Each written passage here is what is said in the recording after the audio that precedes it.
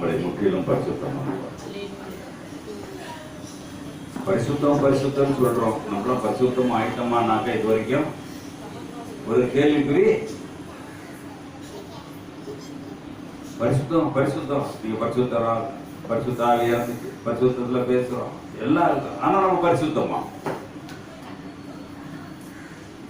போனவர் பார்த்தோம் சாபங்கள்.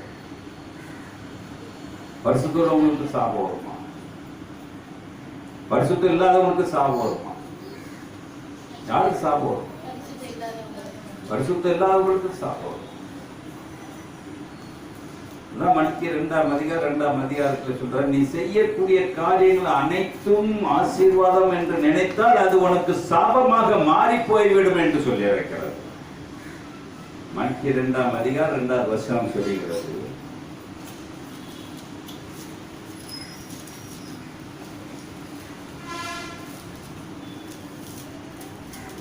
இது என்னுடைய செய்தியுடைய தலைப்பல்ல. நீங்கள் கேளாமலும், நல்லா கேட்டுக்கங்க, நீங்கள் கேளாமலும்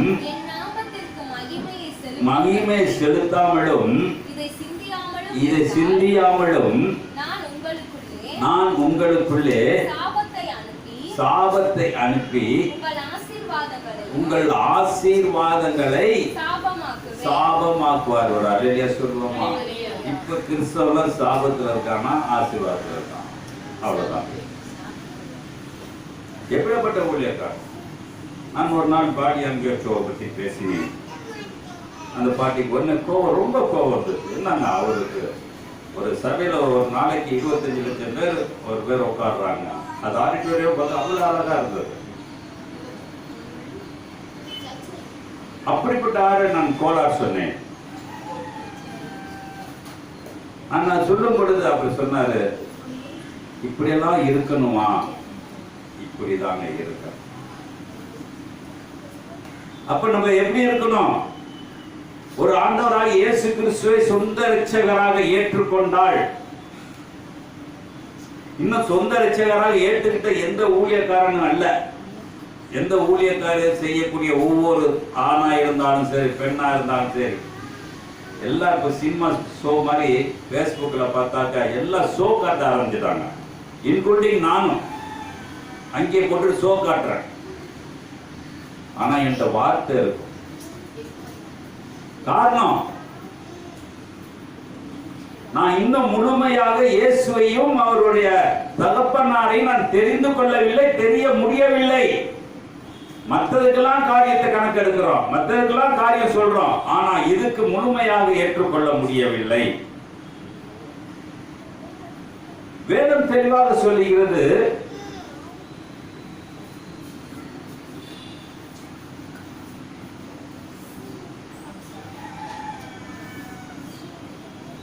இது என்ன போட்டிருக்கு? விதம். வீதமா விதம். நம்மளுடைய சிந்தனைகள், நம்மளுடைய செயல்கள் எப்படி இருக்குது? எல்லாவற்றையும் பார்த்துட்டோமா? எல்லாவற்றையும் பார்த்துட்டோமா? நம்ம சொல்லுங்க பார்ப்போம். வேதத்தில் தெளிவா சொல்லுகிறது. 9வது வசனத்தை படிங்க. நீங்கள் ஜெபம் பண்ண எது நான் சொல்றேன்? மத்தேயு 6ஆம் அதிகாரம் 10 வசனம் சொல்லலாம். 6ஆம் அதிகாரம். நீங்கள் ஜெபம் பண்ண வேண்டிய என்னங்க விதம் என்ன? விதமான என்ன? அதை தெரிஞ்சுக்கங்க. ஏன்னா இல்ல படிச்சு நிறைய படிச்சுட்டோம். விதம் என்ன?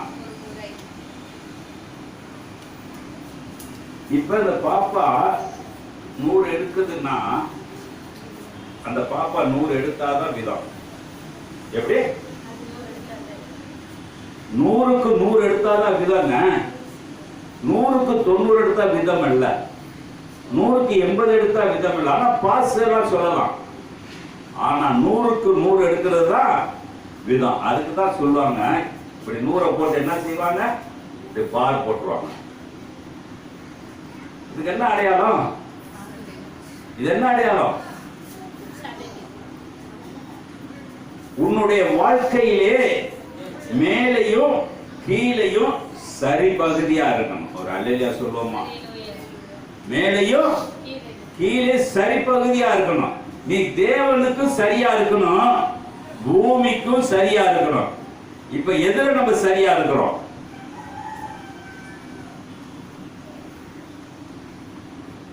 அப்ப நீங்க ஜெபம் பண்ற நிறைய பேர் ஜெபம் பண்றாங்க, ஹீலிங் ஆகுது, அதை பத்தி நான் கவலைப்படுறதில்ல. ஆனா ஜெபம் பண்றதுக்கு ஒரு விதம் வேண்டும். அது ஒரு விதம் இல்லாட்டினா நம்ம பேசவே முடியாது. இன்னைக்கு எவ்வளவு ஜெபம் பண்றோம், கண்ணுக்கு தெரியாது. நேற்று பாத்தீங்கன்னா மோகன்சிலாசர் ஏதோ ஒரு கட்டடத்தை திறக்கிறார். ஏசு எத்தனை கட்டடத்தை திறந்தாரு என்று நம்மளுக்கு தெரியாது. எத்தனை கல்யாணம் பண்ணி வச்சாருன்னு தெரியாது. எத்தனை சாவு தூக்குனாருன்னு, எஸ் சாவு தூக்குனாரா, சாவு தூக்கி போனாரா? ஆனா இப்ப இருக்க ஊழியக்காரங்க அனைவருமே என்ன செய்யறது, இதெல்லாம் நல்லா முழுமூச்சா இருக்கிறாங்க. நான் அந்த குடும்பத்துக்கு நான் தாங்க சாப தூக்குறேன், ஹைலைட் மாதிரி பேசுறோம். நான் அந்த பிள்ளைக்கு நான் தாங்க கல்யாணம் பண்ணி வச்சேன். அதுதான் கேள்விப்பட்டிருக்கீங்களா? கேள்விப்பட்டிருக்கீங்களா? சொல்றதையா? நான் தான் இயேசுக்கு நல்ல ஜெபம் சொல்லி கொடுத்துருக்கேன்னு சொல்ற எந்த ஊழியக்காரர் இருக்கானா? எப்படி சொல்லி கொடுக்குறது? ஜெபம்னா பண்ணலாம். இந்த பரலோகத்துக்கு வந்துடும்னா ஆர்சியில் வந்து 90 தடவை சொல்லுவாங்க. ஆனா நம்ம சொல்றதே கிடையாது. சில சர்ச்சில் கடைசியா சொல்ல ஆரம்பிச்சிட்டாங்க. கடைசியா பரலோகத்துக்கு வந்துட சொல்லி தான் பிளஸிங் சொல்றாங்க. ஆனா ஆர்சியில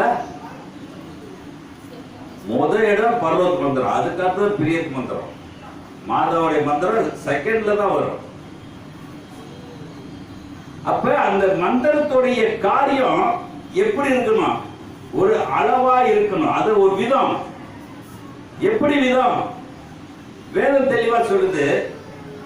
யோவான் 13ஆம் அதிகாரம் 15வது வசனம் சொல்லுகிறது, இந்த ஜனங்கள் கண்களினால் எதுமா? யோவான் 13:15 நான் உங்களுக்கு செய்தது போல. நீ என்ன படிக்கிற? லூக்கா வந்துச்சா? சரி, லூக்கா வரல. சரி, ரைட், ஓகே. படி. நான் உங்களுக்கு செய்தது போல நீங்களும் செய்யும்படி உங்களுக்கு மாதிரியை காண்பித்தேன். என்ன சொல்றாங்க? அப்ப அவர் ஜெபம் பண்றப்ப பிதா இயேசுட்ட ஜெபம் பண்றாரு. எப்படி பண்ணிருப்பாரு? 50 பண்ணிருப்பாரா, 100 பண்ணிருப்பாரா? நம்ம பண்றது எவ்வளவு ஜெபம் பண்ணிருப்போம்? வந்தோட கையை நீட்டி ஜெபம் பண்ணிருப்போம், காலை நீட்டி ஜெபம் பண்ணிருப்போம். I don't care. அது ஹீலிங் ஆகுது ஜெபம் பண்ணிடுறோம். ஆனா இயேசு ஜெபம் பண்ணார். நல்லா கேட்டுங்க, எல்லா இடத்துலயும் போட்டிருக்கோம். அவர் கல் ஏறி தூரம் தாண்டி, நல்லா புரிஞ்சுக்கங்க, எங்க போறாரு? கல் ஏறி தூரம் தாண்டி. ஆனா நம்ம நிக்கிற இடத்துல ஜெபம் பண்ணோம். நம்ம எங்க இருப்போம்? அவருக்கு அறிவு உண்டா, நமக்கு அறிவு உண்டா? ஏன் கல் எரிஞ்ச தூரத்துல போனாரு? கல் எரிஞ்சு தூரத்துக்கு அந்த இடத்து கூட போறதுக்கு அந்த சீசர்களுக்கு தகுதி அல்ல. நான் சொல்லக்கூடிய ஜெபத்துக்கு அவர்கள் பதில் சொல்லக்கூடிய தகுதி அல்ல. இன்னைக்கு எவ்வளவு ஊழியக்காரன் ஜெபம் பண்றான், நீண்ட நேரம் ஜெபம், ஒரே வார்த்தையா முடிச்சார். நீ ஜெபம் பண்றதுக்கு முன்னாடி நீ என்ன கேட்க போறன்னு எனக்கு நல்லாவே தெரியுங்கிறார். அப்படிப்பட்ட தெய்வத்திட்ட நீ எப்படி ஜெபம் பண்ணணும்? 100% பண்ணுவியா? 100% பண்ணுவியா? ஜெபம் பண்ண விதம் நல்லா புரிஞ்சிருக்க. அந்த வசனத்தை மறுபடியும் படிமா. நான் உங்களுக்கு செய்தது போல. அது இல்ல, நீங்க ஜெபம் பண்ண வேண்டிய விதம் இருக்கு. ஜெபத்துல ஒரு விதம் இருக்குங்க. ஆடு மாடெல்லாம் பண்ணுது. ஆடு மாடு பண்ணுதா இல்லையா? எப்படி பண்ணுது? வாய் போறது பல்லெல்லாம் 38 காட்ட. அது ஜெபம். அதுக்கு அது ஜெபம். நம்ம ஜெபம் பண்றப்ப எச்சியெல்லாம் துப்பு. இங்கிலீஷ்ல இருந்து தமிழ்ல இருந்து எல்லாம் வந்துடும். ஆனா ஜெபம் போகுமா? ஜெபம் போகுமா? புலம்பல் எழுதியிருக்காரு. உன்னுடைய ஜெபம் பிரவேசிக்காதபடிக்கு. ஏன் மூண்டாருங்க? ஏன் மூடுறாரு? இந்த வசனத்தை யாருக்கு? என் ஜெபத்துல அவ்வளவு தப்பு இருக்கு. நான் 100க்கு 100 ஜெபம் பண்ண எவனும் பண்ண முடியாது. நான் சொல்லதான் போறேன். ஆனா ஜெபம் பண்றேன். ஆனா ஜெபம் பண்றதுனாலதான் எல்லா வீட்லயும் சீக்கு வருது. ஜெபம் பண்றதுனால தான் சீக்கு வருது. ஒரு உதாரணத்துக்கு சொல்ல வேண்டுமானால் எவ்வளவு காரியங்களை சொல்லலாம். நான் ஒவ்வொருத்தரையும் நான் சொல்லுவேன். ஜெபம் பண்றப்ப முன்னாடி அந்த எதிர்பார்த்தினாலும் என்னோட சேர்ந்து இருக்கணும் சொல்லுவேன். இருக்காது. அது அது ஹீலிங் நினைச்சு வந்துடும். எதுக்கு நினைச்சு வந்துடும்? அப்ப எழிலரசியோட தங்கச்சி பேய் குடிச்சு இருக்கும் பொழுது செங்கோலத்துல மேல பார்த்துட்டு எல்லாம் அத்தம் ஆடிட்டு கிடக்குது. அன்னைக்கு நான் கைலியோட தான் போனேன். எதோட போனேன்? கைலியோட போனேன். எனக்கு பேய் வெட்டினாவும் பிடிக்காது. ஏன்னா கேட்கனார்ல அதோட முடிச்சேன்.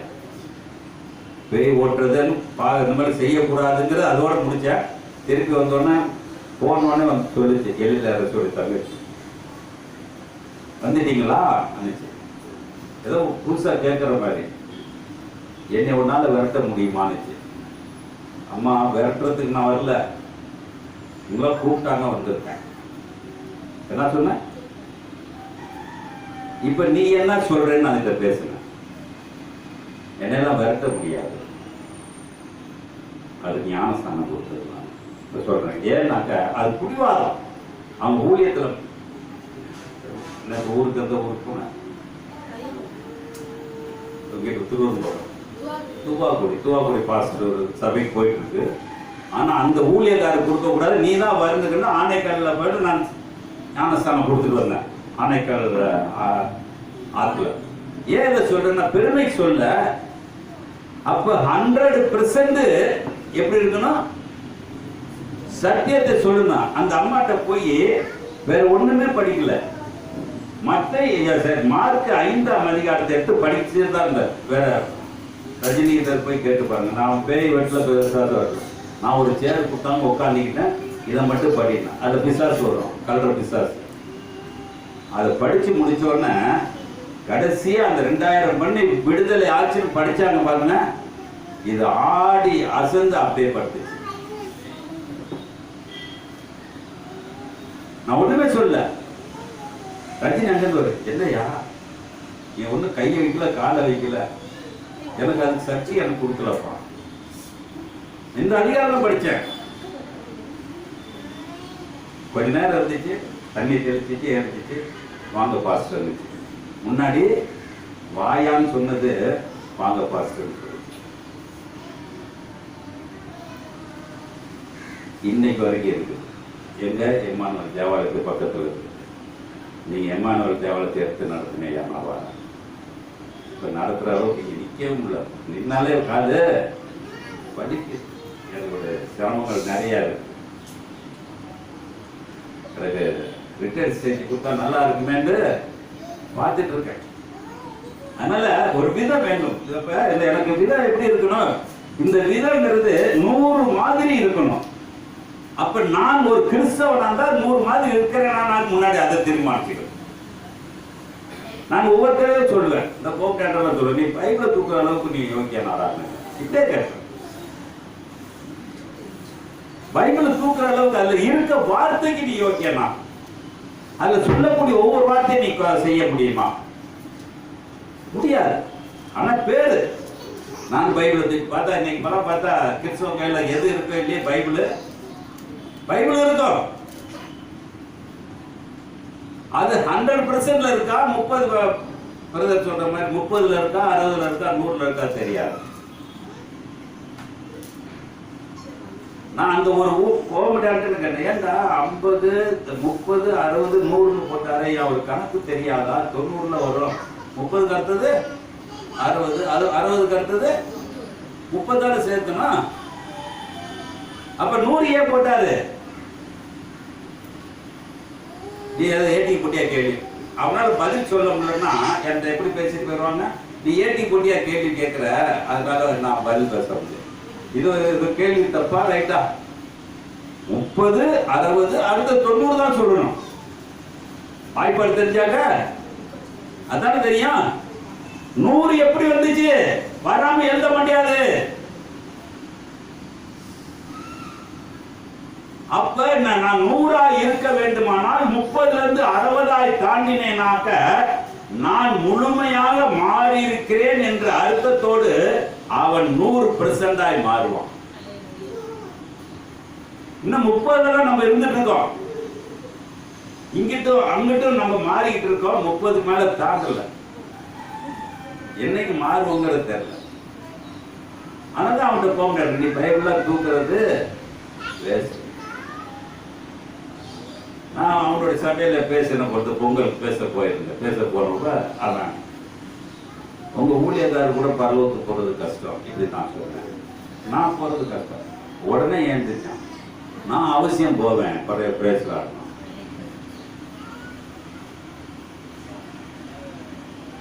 அவசியம் போவானா? அந்த சபையை இங்க வச்சுட்டு மெட்ராஸ்ல ஊர் சுத்திட்டு இருக்கான். கண்ட சபை தான் வீட பார்ப்பானா, அடுத்த வீட பார்ப்பானா? அவன் எந்த இதுல இருக்கான்? அவன் ஊழியக்காரனா? அந்த மேய்ப்பனுக்கு ஆடு, அந்த பிள்ளைக்கு ஆடு. ஏதோ ஒரு காலம் அவன் ஜெபம் பண்ணா நடக்குது. அவன் என்ன இருக்குது? ஜெபம் பண்ணா நல்லா கேட்டுங்க. ஜெபத்துக்கு பதில் அளிக்கிறவர் 2 பேர் இருக்காங்க. நல்லா புரிஞ்சுக்கோங்க. ஜெபத்துக்கு பதில் அளிக்கிறவர் 2 பேர் இருக்கிறாங்க. ஒன்று உலகத்தானும், இன்னொன்று தேவனும். தேவன் கொடுக்க வேண்டியதுதான் கொடுப்பாரு, உலகத்தான் எதை கேட்டாலும் கொடுக்கும். நீ இயேசுதான் பேசி பேர் தான் சொல்லுவ, இயேசு பேர் தான் சொல்லுவ. ஆனா கொடுக்கிறது சாத்தானே கொடுப்பான். எப்படி கொடுப்பான்? நான் உங்களுக்கு நிறைய சீக்கிரம் சொல்லிட்டு வந்துட்டு இருக்கேன். யோபுக்கு அவ்வளவு பொருளை அழிச்சான். யார் அழிச்சா?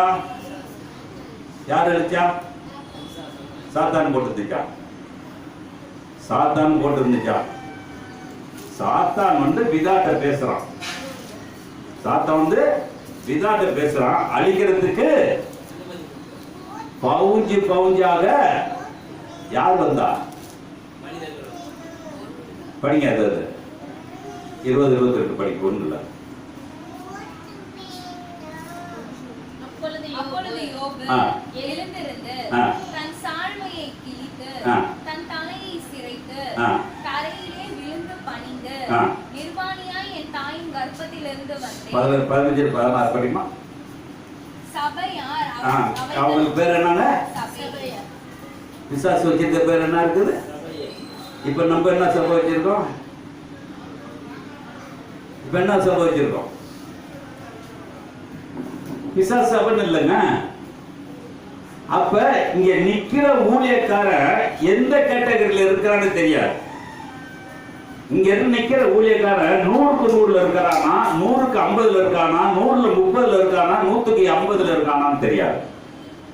ஆனா எல்லாருமே என்ன செய்யறோம்? ஊழியக்காரர் பிரேஸ்லார், ஊழியக்காரர் பிரேஸ்லார்.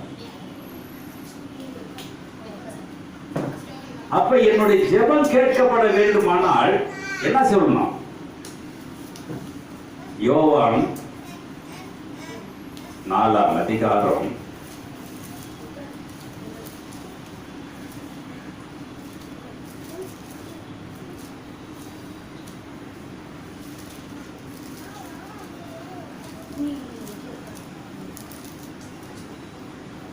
23 படிமா.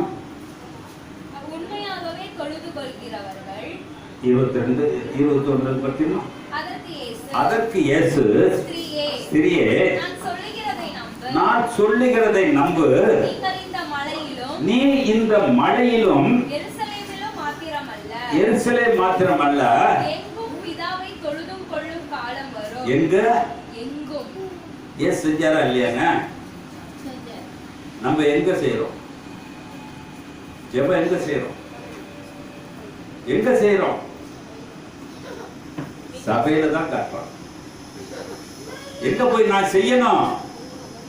ஒரு 100% உள்ளவன் எங்க போய் செய்யணும்? எங்குமே ஜெபிக்கலாம். இப்ப ஒரு காரணம் நல்லா கேட்டுக்கங்க. விதவையின் மகன் பாடையை தூக்கிட்டு வீட்டுல இருந்துச்சா ரோட்ல இருந்துச்சா? ஏன்னா அது படிச்சா நேரம் ஆகும். விதவையின் மகன் பாடையில வந்த பொழுது ரோட்ல இருந்துச்சா வீட்டுக்குள்ள இருந்துச்சா? ரோட்ல தான் இருந்துச்சு. ஆனா இயேசு போறாரு, அந்த பாடையை தொடுறாரு, போன ஏறி அந்த இடம் நான் கோயிலா இல்ல சபையா? அந்த இடம் என்ன? அந்த இடம் என்ன?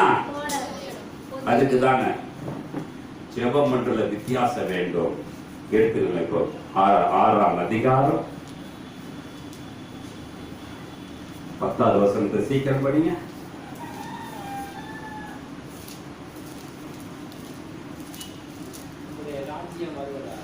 என்ன சொல்றாருங்க? அப்ப இயேசு அந்த பாடையை தொடும் பொழுது அந்த இடத்தை என்ன நினைச்சிருப்பாரு? சரி, இன்னும் புரியுற மாதிரி சொல்லணும்னாக்க, மோசையை கூப்பிட்டாரு. எங்க கூப்பிட்டாரு? ஆடு மாடு மேய்ச்சிட்டு இருந்தான்.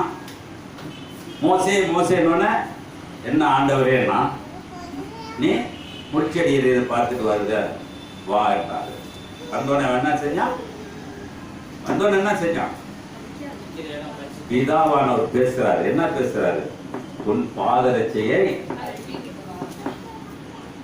அதுக்கு என்ன கலக்க சொன்னாரு? பரிசுத்தர் வேணா. இப்ப பரிசுத்தத்துல பூட்ஸ் எல்லாம் போட்டு நிக்கிறாங்க.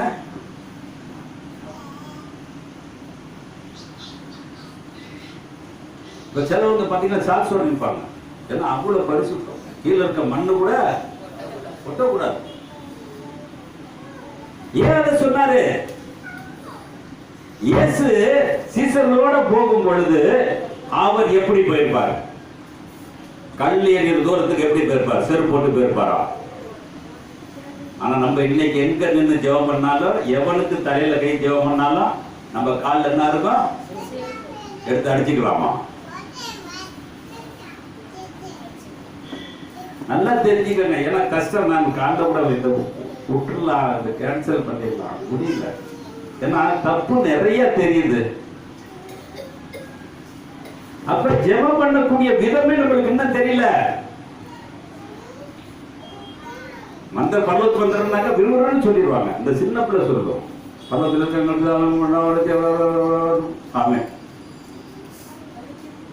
அப்ப உம்முடைய படிமா, உம்முடைய எங்க வரணுங்க?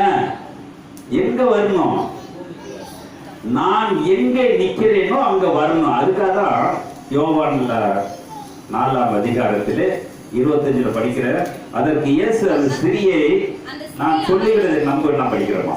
நம்பு, நீங்கள் இந்த மலையிலும் எருசலேமிலும் அல்ல, எங்கும் பிதாவை தொழுது கொள்ளும் காலம் வரும். வழியில சொல்லுமா?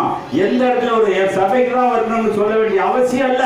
நடு ரோட்ல சாக்கடையில அவன் கக்கா இருந்திருந்தா கூட ஜெபம் பண்ண கேட்கப்படும். அப்ப அடுத்து சொல்றாரு பாருங்க, நீங்கள் அறியாததை தொழுது கொள்ளுகிறீர்கள். இங்க இருக்க ஊழியக்காரர்கள் இருக்கான், அறியாததை தொழுது விட்டுருக்கான். அவன் என்ன அறியவே இல்லை. 100% எந்த ஊழியக்காரனும் வரல. யார் வேணாலும் என்கிட்ட வந்து பேசலாம். முழுமையாக அறிந்திருக்க வேண்டும். அப்பதான் ராஜ்யம் தெரியும். அதனால்தான் ஏன் சொல்றேன்னாக்க, மோசே போகும் பொழுது பாதரட்சையை கழட்டணும்னு தான் அவன் என்ன நினைச்சிருப்பான்? முள் எரிது, காலு குத்தும். சிந்திச்சிருப்பானா? கேட்க. இப்ப முள்ளு இருக்குனாக்க, நீங்களாம் வயலுக்கு போறப்ப செருப்பு எல்லாம் போவீங்களா? செருப்பு போட்டுதான் போவோம். முள்ளு இருக்கா, முள்ளிலேயே செருப்பு போட்டுதான் போவோம். ஆனா முள் செடி எரியுதுன்னு சொல்றான். அப்ப பிதாவானவர் ஒரு பாதரட்சையை கழட்டி போட்டுட்டு வா என்று சொல்றாரு. அப்ப பரிசுத்த இடம்ங்கிறாரு. அந்த பரிசுத்த இடத்துக்கு போகும்போது அவன் செருப்பை கழட்டிட்டு அவன் என்ன சிந்தனையில போயிருப்பான்? அந்த சிந்தனை நினைச்சு பாருங்க. அந்த சிந்தனை மோசையோட சிந்தனையை நான் நினைச்சு பார்க்கணும். நம்மள என்ன செய்வோம்? அவர் குழப்பத்து போய் சொல்றாரு, போய் கால் கையெல்லாம் குத்துறதுக்கா? உடனே கீழ்படித்தான், செருப்பு அவுத்தான், முள்ளா இருந்தாலும் சரி, கல்லா இருந்தாலும் சரி, எரிஞ்சாலும் சரி, எல்லாம் சரி. போய் நின்னோன்னு சொன்னாரு, நீ நிக்கிற பூமி அழிலே சொல்லுவோமா? அப்ப பரிசுத்த பூமி எப்படி இருக்கும்? முள்ளாவும் இருக்கும், எரிஞ்சு கொண்டு இருக்கும். அப்ப இயேசு இருக்கிற இடத்துல கல்லுகள் இருந்தது, மண்ணுகள் இருந்தது, கண்ட பாம்புகள் இருந்தது. தேவனே ஒளியாக வந்திருந்தார். ஒரு அழிலே சொல்லுவோமா? அப்ப இயேசு செஞ்ச ஜெபம் 100%, நான் செய்யறது ஜெபம் 100%, ஹீலிங் ஆகுதுன்னு ஒரு பெருமை தட்டிட்டு தான் இருக்காங்க. ஆனா அது நோ ஹீலிங். அது இந்த உலகத்தான் கொடுக்கிறது. தேவன் கொடுத்திருப்பாரானால் யாவின் மகளை ஏன்னு சொன்னார், அவளுக்கு ஆகாரத்தை ஊட்டு என்று சொன்னார். விதவை மகனை தொட்ட உடனே அவளுடைய நிந்தை நீக்கி வச்சுட்டு போனார். லாசரு மரித்த உடனே போன வாரம் எடுத்த போது அவ்வளவு பிரச்சனைகள் மத்தியிலையும் அவனை கடைசியில் எங்க வச்சிருந்தாரு?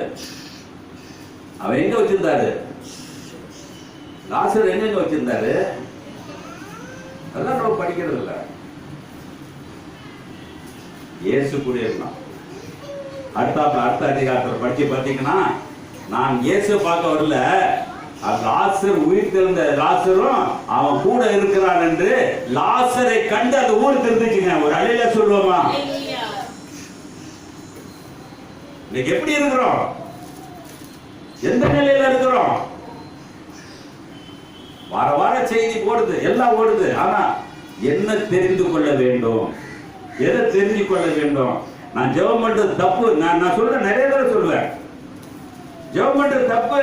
முன்னாடி 2 பேர் என்ன செய்யணும்? ஒப்புரவு ஆகணும். படிங்க. இப்ப 6ஆம் அதிகாரம், உம்முடைய ராஜ்யம் வருவதாக. சித்தம் என்ன தெரியுமா? சித்தம் என்ன? சித்தம் என்னங்க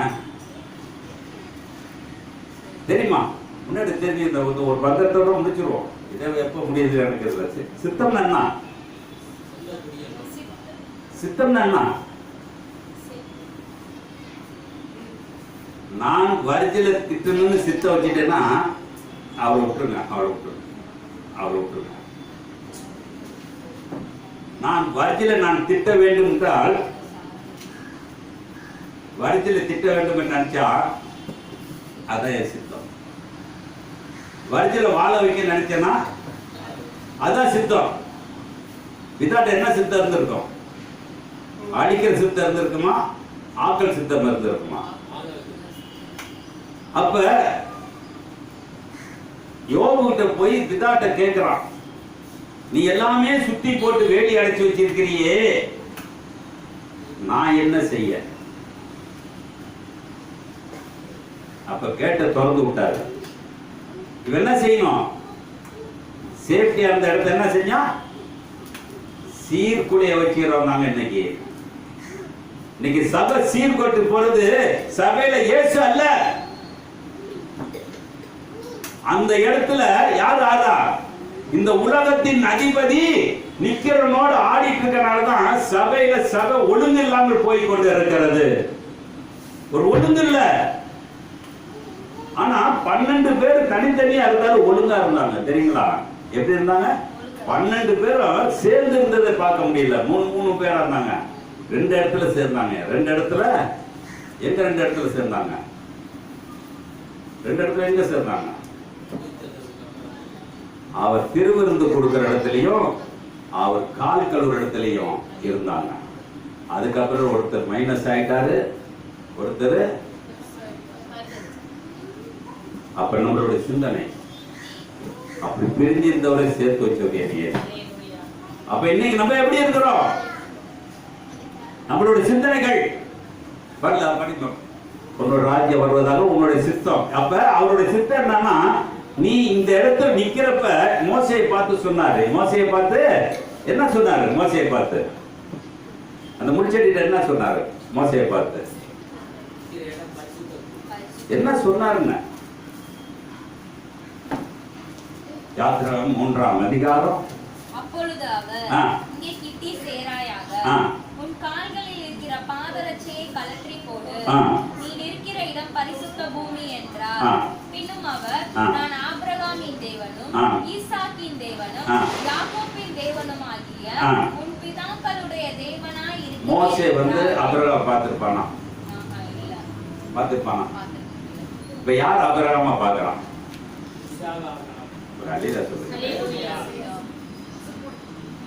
அப்ப சொல்ற அந்த வசனத்தை மறுபடி படிமா.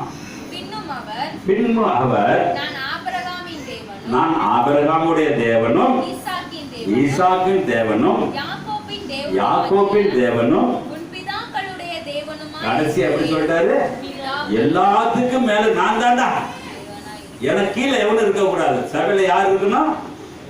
அவரே இருக்கணும். ஆனா வேற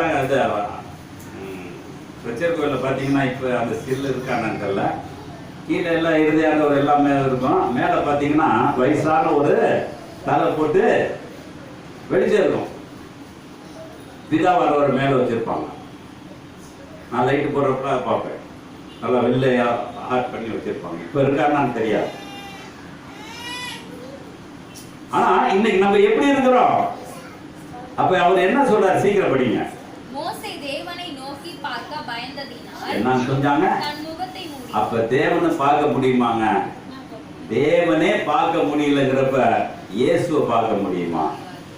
இயேசுவை பார்க்க முடியுமா? இயேசு என்கிட்டதான் இருக்காரு. என் சொந்த ரட்சகருங்க, எங்க அப்பா வீட்டு ரட்சகருங்க, ஆட்டுக்குட்டி ரட்சகருங்க. வச்சுக்க முடியுமா? வச்சுக்க முடியுமா? அவன் பிதாவை பார்க்க முடியல. இன்னைக்கு இயேசு நான் பார்க்க முடியுமா? 100% இயேசுவோட இருக்கிறேனா? நான் உன்னிலும், அடிக்கடி சொல்றேன், நான் உன்னிலும் நீ என்னிலும். அப்ப 100% அவருக்குள்ள நான் போக முடியும். கூட ஒரு பாயிண்ட் எடுத்து கொடுத்தார். 1 அதிகாரம் கடைசி வசனத்தை எடுத்து கொடுத்தார். ஒண்ணுக்கு அப்படியே கை எல்லாம் கை வச்சு சீக்கிரம் பாருங்கம்மா. 1 அதிகாரம் கடைசி வசனம். என்னதுக்குங்க? அது முதல் வசனத்துல இருந்து படிச்சு பாருமா. உங்கள் சரீரம் நல்லா கேட்டுக்கங்க. என் சரீரம் எது? மோசேயோட சரீரம் எது? அப்போ மோசேயோட சரீரத்தை பிதா விலைக்கு வாங்கி இருப்பாரா, வாங்கி இருக்க மாட்டாரா? இதாங்க சீக்ரெட். இந்த சீக்ரெட் இருக்கனாலதான் அவர் சொந்த சரீரத்தை எடுத்துட்டனால தான் அந்த சரீரத்தை அடக்கம் பண்றது. யாரு அடக்கம் பண்ணணும்? சரீரத்துடையவன் அடக்கம் பண்ணணும். யார் அடக்கம் பண்ணணும்? தேவனே அடக்கம் பண்ணாருங்க. அப்ப எப்படி இருக்குது? படிங்க, சீக்கிரம் படிச்சிருங்க. உங்கள் சரீரமானது பெற்றும் தங்கியும் இருக்கிறார் இருக்கிறது என்று நம்ம என்ன இருக்கிறதா இல்ல? எந்த ஊழியக்காரன் இருக்கான்? ஒருத்தர் சொல்லுங்க பாப்போம். அவன் கொம்பனா இருந்தாலும் சரி, அவன் லட்சாதிபதியா இருந்தாலும் கோடீஸ்வரனா இருந்தாலும் சரி, இந்த ஒரு பாயிண்ட்டுக்கு அவனோட சரீரம் எப்படி இருக்குதா? அந்த அவன் படிமா, அவனோட சரீரம் எப்படி இருக்கும்? உங்கள் சரீரமானது யாருங்க? இப்ப தேவனால பெற்றவங்க என்ன எப்படி இருக்குங்க? ஒரு நிமிஷம் இப்ப நான் தேவனால பெற்றேன்னா மனுஷனால பெற்றேனா? யாரால பெற்ற? என் சுயமா இருக்குது. தேவன் நான் பெறல, பெற முடியல. பெறதுக்கு வழி இல்ல. வழி ஒவ்வொன்றும் தடைகள் பண்ணி பண்ணி பண்ணி பண்ணி என்னாச்சு? முடிஞ்சு போச்சு. அப்ப மோசேக்கு கல்யாணம் ஆயிடுச்சு, எல்லாமே நடந்துருச்சு. அப்ப எப்படி கூப்பிடுறாரு? எப்படிங்க கூப்பிடுறாரு? மோசே அக்கினிகிட்ட கொண்டு போனோன்னா அவன் அதுக்கப்புறம் பொண்டாட்டிகிட்ட போனேன், பொண்டாட்டிகிட்ட பார்த்து ஏதாச்சும் பார்த்துருக்கான். அத்தனை கூட படிச்சிருக்கீங்களா? பொண்டாட்டி இருக்குது, பிள்ளைக்கு அவனுக்கு 2. என்னைக்காட்டி பிள்ளைகளை கூப்பிட்டு ஒரு பதவி உயர்வு கொடுத்துருக்கானா? ஞானம் வேணும். இப்ப எங்க இருக்க ஊழியக்காரன் மமனா இருந்தாங்க, என்ன இருக்கு? அசிஸ்டன்ட் பாஸ்டர், அவன் நாளைக்கு சீனியர் பாஸ்டர்.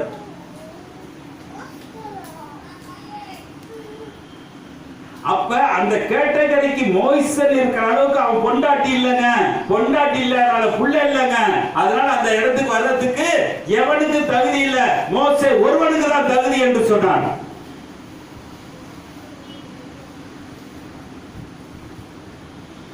அப்ப நம்மளுடைய சிந்தனை படிச்சிருமா சீக்கிரம். உங்கள் சரீரமானது தேவனால், யாரால பெற்றிருக்க? எப்ப தேவனால பெற்றோம்? எல்லா ஜனமுமா? எல்லா ஜனமுமா? என்னைக்கு ஒரு தடவை, நேற்று அந்த பெரம்பலூர் தம்பி பேசினார், உங்க சபைக்கு வாரேனாப்ல. வாங்கல, என்ன சபை பொதுப்படதாங்க. இல்ல எனக்கு திருவிருந்து வேணும்னாரு. திருவிருந்து நான் கொடுத்துட்டேனே. என்ன ஏன் சொல்றேன்னா, இந்த நேரத்தில் பேச வேண்டிய சூழ்நிலையா இருக்கு. அப்ப நான் ஒரு தடவை தேவனுடைய அப்பத்தையும் ரசத்தையும் நான் வாங்கிட்டா இந்த சரீரம் யார்கிட்ட போது? அப்படிதானே போட்டுருங்க. நீங்கள் தேவனால் பெற்றும்.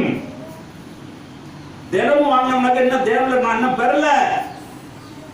காசு வாங்கி ஜூஸ் குடிக்கிற மாதிரி, காசு வாங்கி இட்லி திங்கிற மாதிரி.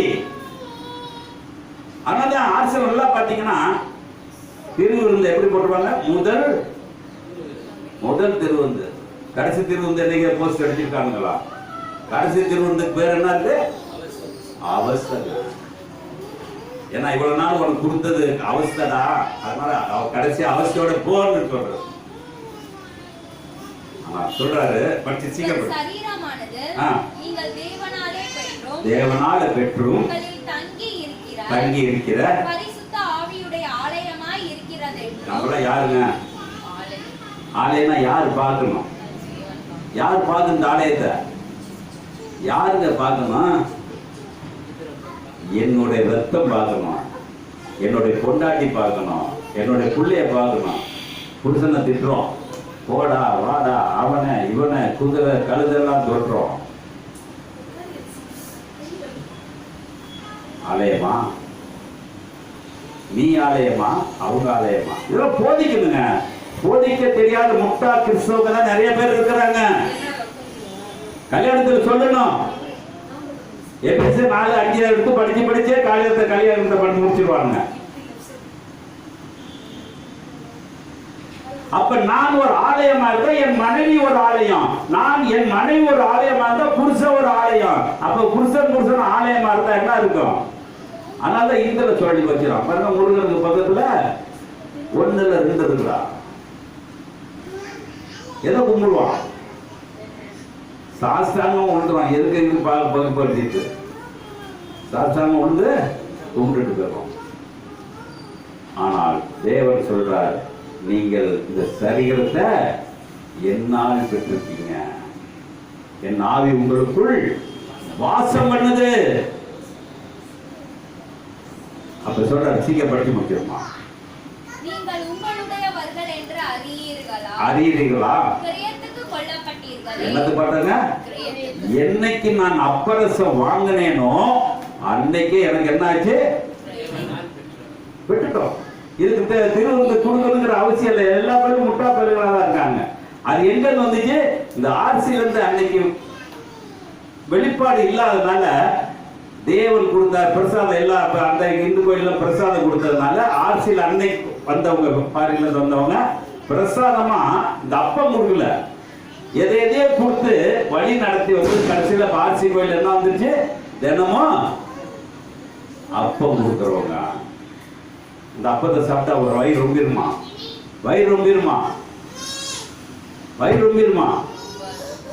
அதை குடிச்சிட்டு வந்தோன்னு டீ குடிச்சிட்டு வாயில என்ன ஆச்சு? நீளமாச்சு. அந்த சாமியாரே செய்யறாரு தெரியுங்களா? சாமியாரே அது பாத்தீங்கன்னா அவர் சாப்பிட பாத்தீங்கன்னா எல்லாருமே அசந்து தரணும். அதை உடைச்சு அப்படியே உடம்பு 8 உடைச்சு அப்படி சாப்பிட்டு இப்படி இருக்கவரு சாப்பிட்டோன்னு என்ன இருப்பாரு? செரிமானத்துக்கு எனக்கு ஒரு சாமியார் அங்கே இருக்கார், பேர் சொல்லவும் சரி. நாங்கள் கோயிலில் வந்து உங்களுக்கு ரொம்ப இருந்தார். உடனே பார்த்தீங்கன்னா அவர் சுட்டு கொடுப்பார். 22 + 22 சுட்டுக்கு பேர் என்னது? 22 + 22 அது லைட் ஓகே. அது எங்க விற்கும்? எங்க விற்கும்? அதை விற்றவங்க தான் இப்போ ஏலியன் சபை வச்சிருக்காங்க, தன்ராஜ் எல்லாம் அந்த குரூப்பை சேர்ந்தவங்க தான். நான் அங்கே போய் வாங்கிட்டு வருவேன். ஒரு கட்டு 10 ரூபா, 25 சுட்டு இருக்கும். எத்தனை? இது போய் வாங்கிட்டு வர்றதுக்கு எனக்கு 10 ரூபா, செய்கிற பாவத்துக்கு எனக்கு 10 ரூபா. சொல்ல புரியுதா? அப்ப என்ன செய்யலாம்? நான் வாங்கின வாயில எது போகக்கூடாது? எது போகக்கூடாது? இன்னைக்கு போகாத கிறிஸ்தவனா இருக்காங்க, வந்து டிக்கெட் சொல்லுங்க.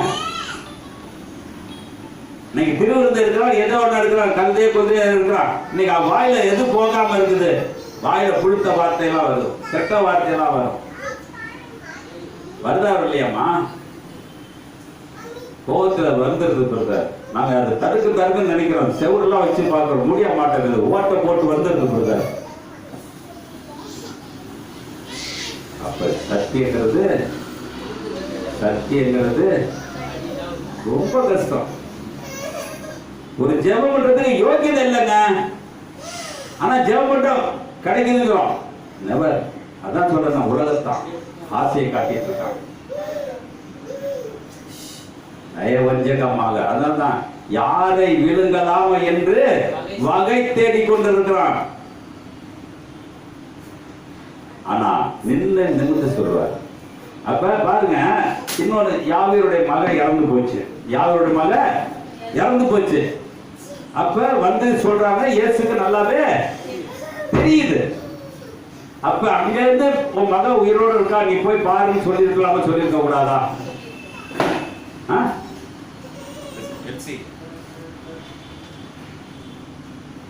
சொல்லியிருக்கலாம, சொல்லியிருக்க கூடாதா? யார்கிட்ட சொல்லியிருக்க கூடாதா? ஏன் சொல்ல? ஏன்னு சொல்ல? ஒவ்வொன்றுக்கும் ஒவ்வொரு நடுப்புற அவ்வளவு கேப் இருக்குங்க. அதெல்லாம் படிச்சீங்கன்னாக்க நம்ம எத்தனை வருஷம் பைபிள் படிப்போம்னு தெரியாது. அப்ப அவன் வந்து சொல்றான், என் மகன் இறந்து போயிட்டா நீ வர வேண்டிய அவசியம் இல்லை. யார் வர வேண்டிய அவசியம் இல்லை? ஒரு ஊழியக்காரன் என்ன செய்யலாம்? ஐயா நடந்துச்சு, நீ வந்து ஒரு ஜெபம் பண்ணிட்டு போ. எதுக்கு வார்த்தை வரணும்? எது வார்த்தை வரணும்? ஊழியக்காரன் வாயில எது வருது? இன்னைக்கு இந்த வார்த்தை வருதா, இல்ல நீ வராதேன்னு சொல்ற வார்த்தை வருதா? நான் தான் பாஸ்டர், எனக்கு கீழே தான் நீங்க இருக்கணும், இப்படிதான் இருக்கணும் சொல்ற சபை தான் நீ நிறைய ஓடிட்டு இருக்கு. ஆனா இங்க எல்லாத்தையும் வளர்க்கணும்னு ஆசைப்படுறேன். எல்லாரும் அவர் உடம்பு சரியில்லைன்னு சொன்னார். பாருங்க, இறந்தா இதுல இறக்கணும், இறந்தா இதுல இறக்கணும், இல்லைன்னா வாழ்ந்தது வேஸ்ட். அப்ப நம்ம எதுல இருக்கிறோம்? படிச்சு முடிச்சிருமா? கிரயத்துக்கு கொல்லப்பட்டீர்களே, ஆகையால் என்ன சொல்றாங்க? தேவனுக்கு உடையவைகளாகிய சரீரத்தினாலும் உங்கள் ஆவியினாலும். நம்ம யாரை மகிமைப்படுத்திட்டு இருக்கோம்? கொண்டாட்டு பிள்ளைகளையா? இல்ல யார மகிமைப்படுத்திட்டு இருக்கோம்? இந்த ஒரு வார்த்தை ஒரு கிறிஸ்தன் நிற்பானாங்க, ஒரு சின்ன வார்த்தை. ஆனா பவுலடியான் எழுதுறது, பவுலடியான் நின்னான நிக்கலையா? கடைசி வரைக்கும் நின்னான். எல்லாம் அவருக்கென்று தூசியும் குப்பையுமா எண்ணினேன் என்று சொல்றானே. இன்னைக்கு நம்மளோட சிந்தனை, அப்ப நம்மளுடைய சிந்தனை எப்படி இருக்கு? என்னுடைய ஜெபம் எப்படி இருக்கு? அடுத்தது பாருங்க. அப்ப நீ நிக்கிற இடம் ஜெபம் பண்றப்ப என்ன செய்யணும்? அந்த இடத்த பரிசுத்த இடமா மாத்த கத்துக்க. அப்ப பரிசுத்த இடமா இருந்தாதான் மோசைக்கு என்ன சொல்றாரு? அடுத்த படிப்பா மோசைக்கு என்ன சொன்னாரு?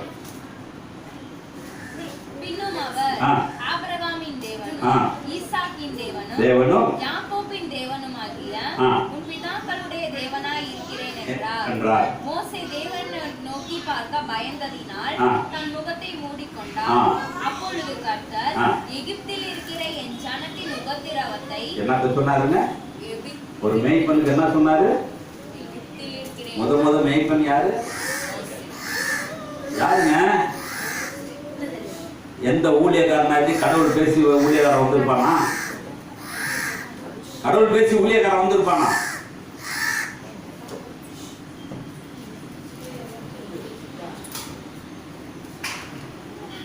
கடவுள் பேசி ஊழியக்காரன் வந்திருப்பானா? ஆனா மோசே கடவுள் பேசினான். ஏன் மோசையை வச்சிட்டு இருக்கிறாரு? நான் சொன்னார், நீ எகிப்திலிருந்து கூப்பிட்டு எத்தனை ஜனம் தெரியுமா? மோசைக்கு தெரியுமா? எத்தனை ஜனம் தெரியாதுங்க. ஆனா அவ்வளவு பேர்த்த என்ன செஞ்சான்? கூட்டிட்டு வந்து தேவனோட வாதாடின ஒரே மனுஷன் யாரு? அப்ப இன்னைக்கு நம்மளுக்காக எந்த ஊழியக்காரங்க வாதாடுறான்? எந்த ஊழியக்காரன் நம்மளோட எவ்வளவு சபையில பாருங்க, எவ்வளவு நலுவடைஞ்சவங்க இருக்காங்க, எவ்வளவு கஷ்டப்படுறவங்க இருக்கிறாங்க. அப்ப நம்மளோட சிந்தனைகள், நான் நிக்கிற இடத்தை பரிசுத்தம் பண்ணி கொள்ளுங்கள். படிங்க, சீக்கிரம் படிச்சிருந்தோம். அப்பொழுது கர்த்தர் எகிப்தில் இருக்கிற என் ஜனத்தின் உபத்திரவத்தை நான் பார்க்கவே பார்த்து. யார் பார்த்தாருங்க? பார்க்கவே பார்த்து. மோசைக்கு தெரிஞ்சிச்சா? பிதாவுக்கு தெரிஞ்சிச்சா? அப்ப ஒருத்தருடைய உபத்திரம் நான் தெரியுமானால் மேல இருக்கிற பிதா எனக்கு தெரியப்படுத்துவார். ஊழியக்காரர் என்ன சொல்வாரு? ஏன்னா எலியா இருக்கான். எலியா பார்த்தீங்கன்னா ஆத்தங்கல்ல தின்னு முடிச்சுட்டான். தின்ன கறியும் சோறுமா தின்னு விட்டு இருக்கும் பொழுது என்ன செய்யறாரு? நீ சாரி பார்த்து ஊருக்கு போ, அங்க ஒரு விதவை வீட்டுல. யாருங்க சொன்னா? அங்க கேட்டு சொன்னாரா? கேட்டு சொன்னாரா? தேவன் பேசுவாரானால நீ நிக்கிற இடம் எங்க நடக்கிறியோ, ஒரு தேவ மனுஷன் நடந்தா அவர் தேவன் உன்னோட பேசிட்டு தான் இருப்பாரு. உன்ட பேசுறனா தேவன் உன்ட இல்ல, நீ ஒரு பொய்யான கிறிஸ்தவ, பொய்யான ஊழியக்காரன். நீ போகக்கூடிய இடத்துல தப்பு நடக்குன்னா சொல்லுவாரு, போகாத. ஆனா இன்னைக்கு என்னை தேடி வந்தவர் மத்தேயு 6ஆம் அதிகாரத்தை சீக்கிரம் படிச்சிருமா? யாராவது மத்தேயு 6ஆம். ராஜ்யம் வருவதாக, உம்முடைய சித்தம் பரம மண்டலத்தில் செய்யப்படுவது போல பூமியிலும் செய்யப்படுவதாக, எங்களுக்கு வேண்டிய ஆகாரத்தை இன்று எங்களுக்கு தாரும். இப்ப நம்ம என்ன கேட்டிருக்கோங்க? நல்ல சம்பளம் வேணும்னு கேட்டிருக்கோமா? ஆகாரம் வேணும்னு கேட்டிருக்கோமா? என்ன கேட்டிருக்கோம்? நல்ல சம்பளம். அவர் என்ன சொல்றாரு? இன்று எங்களுக்குள்ள ஆகாரம் போதும், நாளைக்கு தேவையில்லை. ஆனா சம்பளம், சம்பளம் என் மகளுக்கு சம்பளம் சொன்னாலும் வாயிலாம் குழந்தா, குழந்தை வாயில அவ்வளோத்தையும் வச்சா என்ன ஆகும்?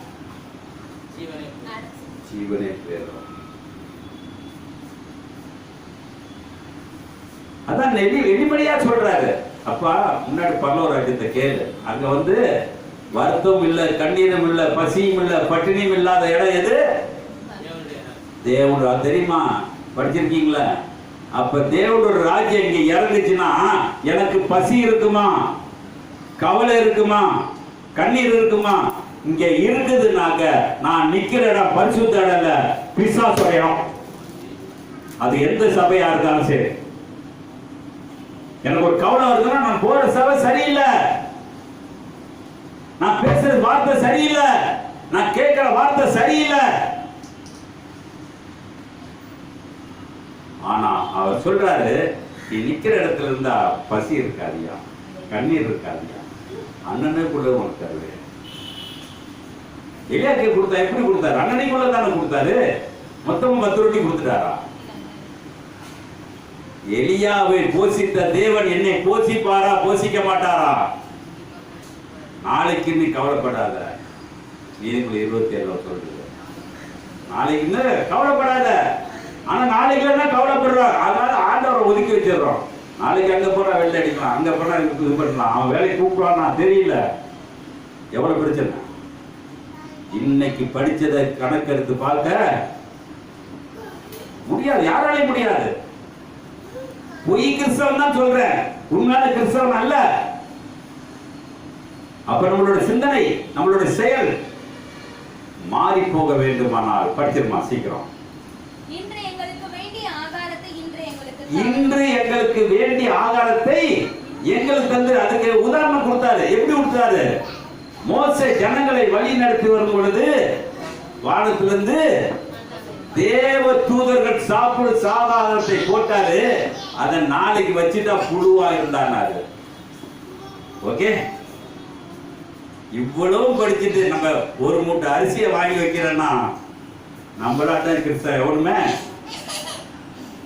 எவனுமே ரூபன் அடிக்கடி சொல்லுவான், என்னன்னு நீ 3 கிலோ வாங்குற, அந்த 3 கிலோ வாங்குற வரைக்கும் நீ உசுரா இருக்கணும்டா. ஒரு மூட்டை வாங்கி போறான், அது ஒரு மூட்டை வந்துச்சு, அது ஒரு மூட்டையோட என் மனைவி போயிட்டான். ஏன் இதை சொல்றேன்? சத்தியங்கிறது கஷ்டம். சத்தியத்தை பைபிள் தூக்குறது பயமா இருக்குங்க. பைபிள் தூக்குறதே பயமா இருக்கு. எப்படி வாழ போற, எப்படி நடக்க போற? நான் இருந்து எல்லாம் இவ்வளவு தூரம் பேசி செயினை போட்டு கட்டி இழுத்து பிசாசனை இழுத்துட்டு போனா எவ்வளவு பேர் வெட்கப்படுவாங்க, எவ்வளவு பேர் வெட்கப்படுவாங்க. அப்ப படிமா, சீக்கிரம் படிச்சிருமா. நம்ம என்னங்க கடன் வாங்கியிருக்கோம்? கொஞ்ச நேரம் எடுத்து என்ன கடன் வாங்கியிருக்கோம்? இந்த இடத்துல படிச்சிருக்கோம். என்ன கடன் வாங்கியிருக்கோம்? என்னங்க கடன் வாங்கியிருக்கிறோம்? எங்களிடம் கடன் வாங்கினது அதை நான் என்ன செய்யணும்? அது படிச்சு முடிச்சுமா சீக்கிரம். எங்கள் கடனாளிகளுக்கு மன்னிக்கிறது போல எங்கள் கடன்களை எங்களுக்கு மன்னியும். இப்ப எத்தனை நம்ம கடனை வாங்கி மன்னிச்சிருக்கோம் சொல்லுங்க பார்ப்போம். கொடுத்தவங்க காசு கேட்காம இருக்கிறோமா? கேட்போமா? கேட்க மாட்டோம். ஆனா இங்க வேதம் சொல்லுது, அப்ப நான் பணத்தை வச்சு கொடுத்துட்டு பணத்தை கேட்டேன்னா இயேசு கும்பிடுறவனா இல்ல பிசாசு கும்பிடுறவனா? சொல்லுங்கப்பா. இப்ப வரணும். இப்ப கடனை மன்னிக்க சொல்லியிருக்காரு. அது என்ன கடன் தெரியல, என்ன கடன் தெரியல. ஆனா 100 ரூபாய் கடனை கொடுத்து லியோ 100 ரூபாய் கொடுத்துட்டு லியோ 100 ரூபாய் கொடுத்தேனே, நான் கேட்டேனா நான் பிசாசை சேர்ந்தவனா இயேசுவை சேர்ந்தவனா? சொல்லுங்க பாப்போம். அப்ப இந்த கடன் என்ன? கடன் பூசன்னு சொல்றாங்க. ஞாயிற்றுக்கிழமை 5 செய்வோம். அப்ப கடன் ஒருத்தர் நான் கடனை மன்னிக்கணும். என்ன கடன்? என்ன தெரிஞ்ச வரைக்கும் மன்னிச்சிருக்க? பேசுன வார்த்தை இன்னைக்கு வரைக்கும் நம்ம மன்னிக்க. அப்ப என்னப்பா உன்னுடைய வாழ்க்கை, உன்னுடைய ஜெபம் எப்படி கேட்கும்? உன்னுடைய வாழ்க்கை எப்படி மாறும்? அப்ப கடன்னாக்க என்ன அர்த்தம்? அவர் சொல்றாரு, யோவான் 13ஆம் அதிகாரம் 7வது வசனம் சொல்றாரு பாருங்க. பிரதி உத்தரமாக நான் செய்கிறது இன்னதென்று இப்பொழுது நீ அறிவாய், இனிமேல் அறிவாய் என்றார். பேதுரு அவரை நோக்கி, நீ ஒரு காலும் என் கால்களை கழுவப்படாது என்றான். இயேசு அவனுக்கு பிரதி உத்தரமாக, நான் உன்னை கழுவாவிட்டால் என்னிடத்தில் உனக்கு பங்கில்லை என்றார். அதற்கு சீமான் பேதுரு, ஆண்டவரே. இந்த 2 வசனம் புரியுதா? படிச்சிருப்பீங்க, நிறைய படிச்சிருப்பீங்க. யார் கழுவுனா கால? யார் கழுவுனா கால? இயேசு கழுவுனாருங்க. இதை ஒட்டியே திருவிருந்து கொடுத்துருவாங்க. இதை ஒட்டியே என்ன செஞ்சுருவாங்க? இது ஒரு சப்ஜெக்ட், திருவிருந்து ஒரு சப்ஜெக்ட். அது இன்னைக்கு வரை கிறிஸ்தவங்க அதை மாத்திக்கல. ஆட்சியில் பார்த்தீங்கன்னா காலை கழுவுனோடனே திருவிருந்து கொடுத்துருவாங்க. இது ஒரு சப்ஜெக்ட் முடிஞ்ச பிறகு திருவிருந்து போடுவாங்க. இது பாஸ்கா பண்டிகை நடக்கும் பொழுது விருந்துல உட்கார்ந்துருக்காரு. 13ஆம் அதிகாரம் 1 வசனம் சொல்லுது, பாஸ்கா பண்டிகை முன்னே இயேசு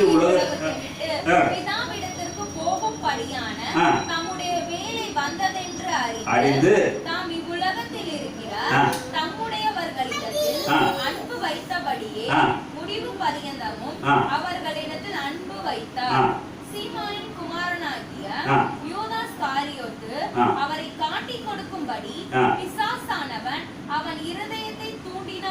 அப்ப என்ன செய்யறாரு? யார காலை கழுவுனாருங்க? யார காலை கழுவுனாரு? அழில சொல்லுவோமா? நம்ம வீட்டுல சண்டை வருமா? சண்டை வருமா? அப்படின்னு கூட கிறிஸ்தவங்களும் இல்ல. பேதுரு 3 தடவை மறுதளிச்சான். சில சீசன் ஓடிய போயிட்டான். எல்லாத்து காலை கழுவுறா பாருங்க. அப்படியே படிங்க, சீக்கிரம் படிங்க. பேதுரு அவரை நோக்கி, நீ ஒரு காலம் என் கால்களை கழுவப்படாது என்றான்.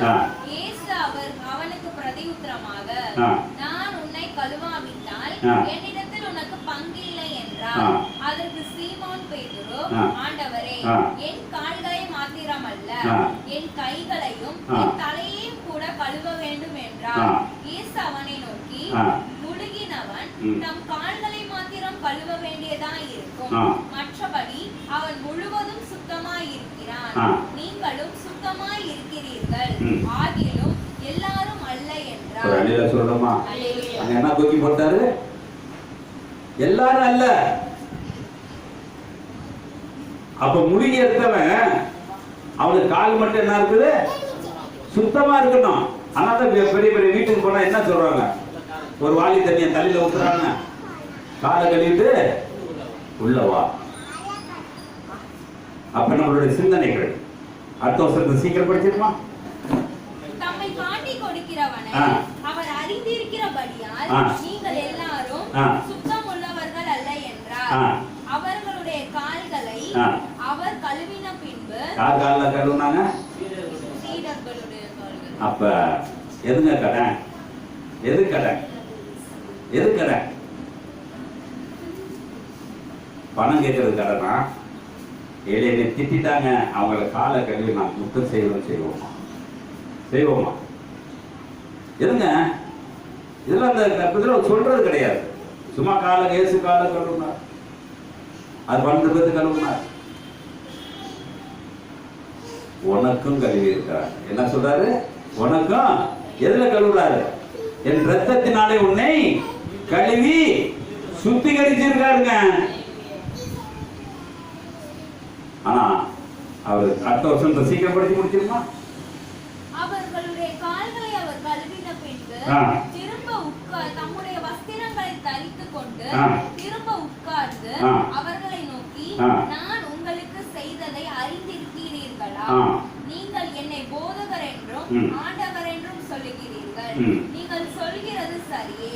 நான் அவர்தான், ஆண்டவரும் போதகரும் ஆகிய நானே உங்கள் கால்களை கழுவினது உண்டானால் நீங்களும் ஒருவருடைய கால்களை ஒருவர் கழுவ கடவீர்கள். இது யாருக்கு செய்யறா? இது யார் செய்யறா? இல்ல, நம்ம யாருக்கு அடுத்த காலம் கழுவுறோம்? கழுவுறது இல்ல. இந்த 40 நாள் தான் கழுவுறாங்க. அது 12 பேருக்கு தேர்ந்தெடுத்து வச்சு தான் கழுவுவாங்க. ஒரு 500 பேருக்கு கழுவுறது இந்த பங்குல இருக்க வரி வாங்க வந்து பாருங்க. கோயில கொடி ஏறுதா இல்லையோ மணி அடிச்சுட்டு வந்துட்டாங்க. வீட்டு அரிசியை போடு, பருப்பை போடு, தயிரை போடுங்க. அந்த வீட்டுல இருக்கவங்க ஒருத்தனை கூட்டு போய் காலை கழுவுலாம்ல? அங்க கேட்கிற அறிவுள்ள கிறிஸ்தவம் இல்ல, அங்க அறிவுள்ள சாமியாரும் இல்ல. அந்த சபை எப்படி வரும்? கூட்டம் இருக்கும், விருத்தி இருக்காது. கூட்டம் இருக்கும், விருத்தி இருக்காது. அதுதாங்க கடை. எது கடை? இதுதான் கடை. ஒருத்தனை மன்னிக்கிறது என்ன கடை? அவன்கிட்ட செஞ்ச தப்பா இருந்தா கூட நீ அவனை காலை கழுவினால் அதுதாங்க பரலோக மன்றத்துடைய பெரிய சிலாக்கியம். ஒருத்தனுடைய காலை கழுவணும், அதான் பெரிய சிலாக்கியம். கடன் பட்டது என்ன? நான் ஒரு வீடு 10,000 கடன் வாங்கியிருப்பேன், அது கொடுக்கணும். அது அழிஞ்சு போறது, அது பிசாசு கொடுக்கிறது, தேவன் கொடுக்கிறது. உன் ஆத்மாவை இன்னொரு ஆத்மா தேற்ற வச்சுப்பார். ஒரு செய்கை இன்னொரு செய்கையோடு சேர்த்து வச்சுப்பார். படிக்க சீக்கிரம் படிச்சு முடிச்சிருங்க. நான் உங்களுக்கு செய்தது போல நீங்களும் செய்யும்படி உங்களுக்கு மாதிரியை காண்பித்தேன். என்ன இருக்குங்க? இதாங்க விதம். என்ன விதம்? இதான் விதம். 100% நம்ம செய்வோமா? நம்ம செய்வோமா? செஞ்சு பார்க்க முடியுமா? ஏன்னா பரலோகத்துக்கு போகணும். ஆனா பைபிள் தூக்கிட்டு பரலோகத்துக்கு போகலன்னா நம்மளால வெக்கம் கட்ட இது ஆளு கிடையாது. ஆனா இன்னைக்கு சத்தியங்கள் நிறைய இருக்குது, சாட்சிகள் நிறைய இருக்குது. ஆனா நம்மளுடைய செயல்கள் அதை பற்றி ஜெபத்தமிழ் படி படித்து முடிச்சிருவான். மெய்யாகவே மெய்யாகவே நான் உங்களுக்கு சொல்லுகிறேன், பெரியவன் அல்ல, எஜமானிலும் பெரியவன் அல்ல. இன்னைக்கு ஊழியக்காரன் தான் பெரியவன் ஆடுறான். அப்ப மேல இருக்க இயேசுவை மதிக்கல, பிதாவை மதிக்கல. நான் தான் இந்த சபைக்கு தலை, வாலு, காலு, தலை. படிமா. அனுப்பப்பட்டவன் தன்னை அனுப்பினவரிலும் பெரியவன் அல்ல. நீங்கள் இவைகளை அறிந்திருக்கிறபடியினால் இவைகளை செய்வீர்களானால் பாக்கியவான்களாய் இருப்பீர்கள். எல்லோரையும் குறித்து நான் பேசவில்லை, நான் தெரிந்து கொண்டவர்களை அறிவேன். ஆகிலும் வேத வாக்கியம் நிறைவேற்றத்தக்கதாக என்னுடனே அப்பம் புசிக்கிறவன் என் மேல் தன் குதிகாலை தூக்கினான். அது நடக்கும்போது நானே அவர் என்று நீங்கள் விசுவாசிக்கும் பொருட்டு என்னைக்கு அன்னைக்கு நடக்கும்போது வித்தியாசம் தெரியும். ஒரு வசனத்தை படிப்போம். மத்தேயு 3ஆம் அதிகாரம் 15, 16, 17 சீக்கிரம் படிப்போம். இயேசு அவருக்கு பிரதியுத்தரமாக இப்பொழுது இடம் கொடு. இப்படி எல்லா நீதியையும் நிறைவேற்றுவது நமக்கு ஏற்றதா இருக்கிறது என்றார். கொஞ்சம் பொறுமையாக. இப்ப இயேசு வந்து கேட்கிறார், இப்ப நீ எனக்கு ஞானஸ்தானம் கொடுப்பா என்று யோவான் ஸ்நானன்ட்ட கேட்கிறாரு. ஆனா யோவான் ஸ்நானன் ஞானஸ்தானம் கொடுத்துட்டு இருக்கிறாரு. கொடுக்கலாமா கொடுக்க கூடாதா? எல்லா ஜனங்களும் கொடுத்துட்டு இருக்காரு. இயேசு கொடுக்கலாமா கொடுக்க கூடாதா? ஏன் கொடுக்க மாட்டேனாரு? ஏன் கொடுக்க மாட்டேனாரு? அந்த கூட்டத்திலேயே வந்த ஒரு ஆளு யாரை என்றால் அது தனிப்பட்ட ஒரு ஆளா இருப்பார். ஆனால் அது இயேசு ஒருவரே. ஒரு அல்லேலூயா சொல்லுவோமா? அவனுக்கு என்ன ஆச்சு? இப்படிப்பட்ட ஒரு மகானுக்கு நான் கொடுக்க தகுதி இல்லை. அப்ப இன்னைக்கு ஞானஸ்தானம் கொடுக்கிறவன் எப்படி இருக்கணும்? ஒரு இடத்துல ஞானஸ்தானம் கொடுத்தான். அந்த தொட்டியை 4க்கு 3 தான் இருந்துச்சு. அவன் முட்டிக்கால் போட்டு ஞானஸ்தானம் கொடுத்தான். அப்படியே எடுத்து அனுப்பினான். நான் அவனை பிடிச்சி கேட்டேன், ஏன்டா வெட்கப்படுத்துறீங்க? ஏன் சொல்றேன்னா, எப்படியோ ஊழியம் போதுங்க. ஆனா கரெக்டா போதான்னு நான் எனக்கு சொல்ல தெரியல. ஆனா ஊழியம் போது, வாரம் போது, 4 போது, மாசம் போது, கண்ட நேரத்துக்கெல்லாம் நோட்டீஸ் அடிச்சு ஏதோ ஒரு ஊழியத்தை பண்ணிட்டு இருக்காங்க. ஆனா இது பரலோகம் போகுமா என்றால் 0 தான். அப்ப வழி சீக்கிரப்படுத்திருக்கோம். பிரதியுத்தரமாக இப்பொழுது இடம் கொடு. அப்ப யாருன்னா சொல்றாருங்க, நீதி இருக்குது, நான் பெரிய ஆள் தான், நான் உனக்கு கொடுக்கணும், அது சட்டம். ஆனா நீதி என்று ஒன்று இருக்கு, அதுதான் விதிங்க. விதம் எப்படி இருக்கு? நான் 100% உள்ளவாரு, அதனால நீ எனக்கு கொடு என்று சொன்னார். நீ நம்ம போவோமா? எந்த ஊழியக்காரனாச்சும் கீழே இறங்கி வருவானா? சொல்லுங்க பார்ப்போம். கீழே இறங்கி வருவானா? ஏதாச்சும் ஒரு ஊழியக்காரனை கூட்டி அது கீழே பாயில உட்கார வச்சு பாருங்க, உட்காரமா. நான் லால் குடிக்கலாம் போனாக்கா சேர்லாம் போட்டுப்பாங்க. இருந்தாலும் நான் என் குடும்பத்தோட போற பாயில தான் உட்காந்து, அதே குடிசை மேல உட்காருங்க பாஸ்டர். அன்னைக்கெல்லாம் உட்காருங்க, ஆனா இன்னைக்கு என்னால உட்கார முடியல. பாயில தான் உட்கார்ந்துருப்பேன். சாப்பிடுறது பாயில தான் உட்கார்ந்து சாப்பிடுறேன். ஏன் அதை சொல்ற? தன்னை தாழ்த்த தெரியாதவன் ஊழியக்காரனுக்கு யோகியதை இல்லை. யோகியதை இல்ல. அப்ப நம்ம செய்யக்கூடிய காரியம், அப்ப ஊழியக்காரன் எப்படி இருக்கணும்? கற்றுக்கணும். படிச்சு சீக்கிரம் படிக்கணும். அப்பொழுது அவருக்கு இடம் கொடுத்தான். இயேசு ஞானஸ்தானம் பெற்று ஜலத்திலிருந்து கரை ஏறின உடனே இதோ வானம் அவருக்கு திறக்கப்பட்டது. தேவ ஆவி புறாவை போல் இறங்கி தம்மேல் வருகிறதை கண்டார். அன்றியும் வானத்திலிருந்து ஒரு சத்தம் உண்டாகி, இவர் என்னுடைய நேசகுமாரன், இவரில் பிரியமாய் இருக்கிறேன் என்று உரைத்தது. இப்ப அப்படியே 11ஆம் அதிகாரத்துக்கு மத்தேயு 11ஆம் அதிகாரம்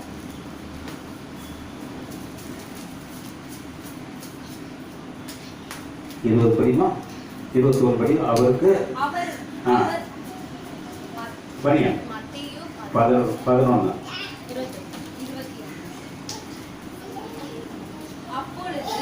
இல்ல இந்த 11 4 படிமா. வருகிறவர் நீதானா அல்ல வேறொரு வருவாரா என்று. அப்ப ஞானஸ்தானம் எடுத்தப்ப தேவனுடைய வார்த்தைய யோவான் ஸ்தானங்கள் கேட்டிருப்பாரா கேட்டிருக்க மாட்டாரா? கேட்டிருப்பாருல்ல. அப்ப கேட்ட மனுஷன் இங்க இந்த கேள்வி கேட்கலாமா? இந்த கேள்வி கேட்கலாமா? புரியுதா? எவ்வளவு பைபிளுக்கு எவ்வளவு சிக்கல் வச்சிருக்காரு பார்த்தீங்களா? அங்க எவ்வளவு பேர் இருந்தாங்கன்னு போடல. ஆனா யோவான் ஞானஸ்தானத்துக்கு அவருக்கு ஞானஸ்தானம் கொடுக்கிறாரு. அவர் எடுக்கிறாரு. வானம் திறக்கப்பட்டது, என் நேசகுமாரன் என்று சொல்றாரு. ஆனா இங்க சொல்றாரு, படிங்க அந்த வசனத்தை. வருகிறவர் நீதானா அல்லது வேறொருவர் வர காத்திருக்கிறார். பாத்தீங்களாங்க, அவருக்கு என்ன வந்துச்சு? யோவான் ஸ்தானத்துக்கு என்ன வந்துச்சு? நம்மகிட்ட உள்ள வியாதி, நம்மகிட்ட என்ன வியாதி? சந்தேகம். சந்தேகம் இருக்க வியாதி என்னாச்சு? அவன் போட்டா சொல்லல.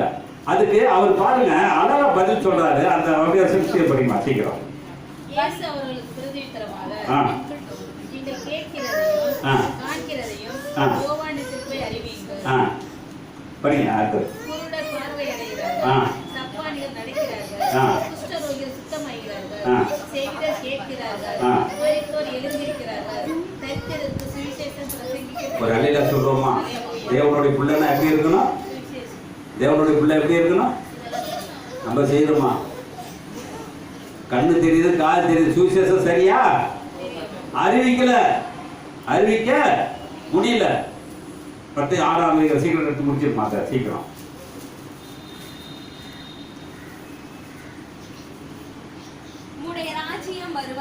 உம்முடைய ராஜ்யம் வருவதாக. உம்முடைய சித்தம் பரமமாக. இல்ல அத கீழ வரணும். உம்முடைய எங்களை சோதனைக்கு உட்பட பண்ணாமல். என்ன சொல்றாங்க? எனக்கு சோதனைக்கு உட்பட. நம்ம எங்க வாழ்ந்துட்டு இருக்கோம்? பிசாசு இருக்க கூட்டத்துல வாழ்ந்துட்டு இருக்க வரைக்கும் நம்மளுக்கு என்ன வரும்? சோதனை வரும். அதனாலதான் எங்களை சோதனையில் உட்படாமல் தீமையிலிருந்து ரட்சித்துக் கொள்ளும். வல்லமையும் மகிமையும் என்னங்க இருக்கு? நம்ம என்ன சொல்லுவோம்? ராஜ்யமும் வல்லமையும். அப்ப இந்த இடத்துல இருந்தா என்ன இருக்கு? எனக்கு வல்லமை இருக்குமா இருக்காதா? வல்லமை இருக்குமா இருக்காதா? அப்ப நம்மளுடைய சிந்தனைகள், நம்மளுடைய செயல் எப்படி இருக்கு? எந்த நிலையில இருக்கு? அப்ப நான் 100% இருக்கிறேனா? 100% இருக்கிறேனா? அப்படியே ஏற்றி நின்று அதே மத்தேயு 13ஆம் அதிகாரம் 9வது வசனத்தை படிப்போம்.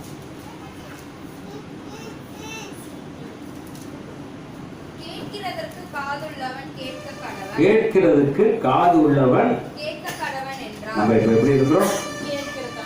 காது இருக்கா? காது இருக்கா? கேட்டிருக்கீங்களா? கேட்டதுக்கு நீங்க தான் சாட்சி. நல்லா கேட்டுக்கங்க. நான் பேசுனது தப்பு இருந்தா தண்டனை எனக்கு உண்டு. ஒரு நிமிஷத்துல தண்டனை தருவார். யோசனை எல்லாம் பண்ண மாட்டார். போற வழியில என்ன அடிபட்டு வச்சிருவார்.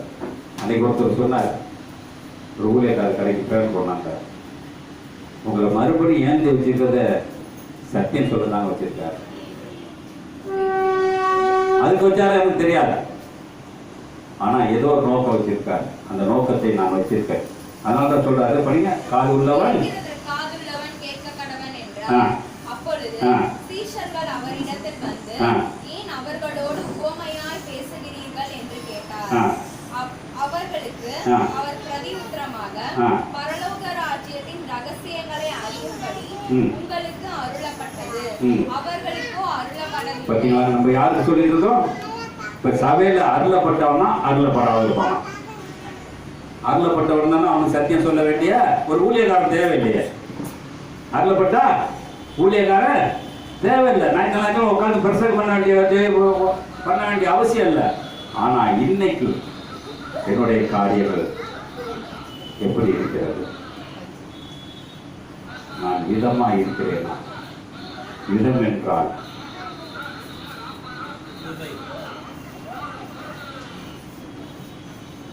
மாதிரி. அப்ப இன்னைக்கு யார மாதிரி இருக்கணும்? இயேசு மாதிரி இருப்பீங்களா? பிதா மாதிரி இருக்க முடியாது. அதெல்லாம் சும்மா நான் சொல்றது. இயேசு மாதிரி ஆகுறதே கஷ்டம். ஆனா சொல்லிக்கோ, பொய்யோட பொய்யோட 10 சொல்லிக்கோ, நான் இயேசு மாதிரி இருக்கேன். இயேசு என்கிட்ட இருக்காரு பிரதர், எனக்கு எல்லாமே செய்யறாரு பிரதர், எனக்கு செய்ய மாட்டேங்கிறாரு. நான் அவரை போதிக்கிறேன், எனக்கு செய்ய மாட்டேங்கிறாரு. கண்களை மூடுவோம், கண்களை மூடுவோம். ஆண்டவரே, பரிசுத்தத்திற்காக, பரிசுத்தத்திற்காக, பரிசுத்தத்திற்காக உன்னை நம்பி வரக்கூடிய எங்களுக்காக, உங்களோடு வாழ எங்களுக்கு தாருங்கள், உன்னை போல் மாற எங்களுக்கு வழியேற்றா. நன்றி அப்பா, நன்றி அப்பா, நன்றி நன்றி அப்பா. சோத்திரம் ஐயா, சோத்திரம் சோத்திரம் ஐயா. நன்றி நன்றி நன்றி அப்பா, நன்றி நன்றி நன்றி. கொடா கோடி ஐயா, உலகம் தர முடியாது ஒப்பற்ற செல்வம் அவர்தான் ஐயா. ஒப்பற்ற என் செல்வமே ஓ எந்தன் இயேசுநாதா, உம்மை நான் அறிந்து உறவாட உன் பாதம் ஓடி வந்தே, நான் உன் பாதம் ஓடி வந்தே. ஒப்பற்ற என் செல்வமே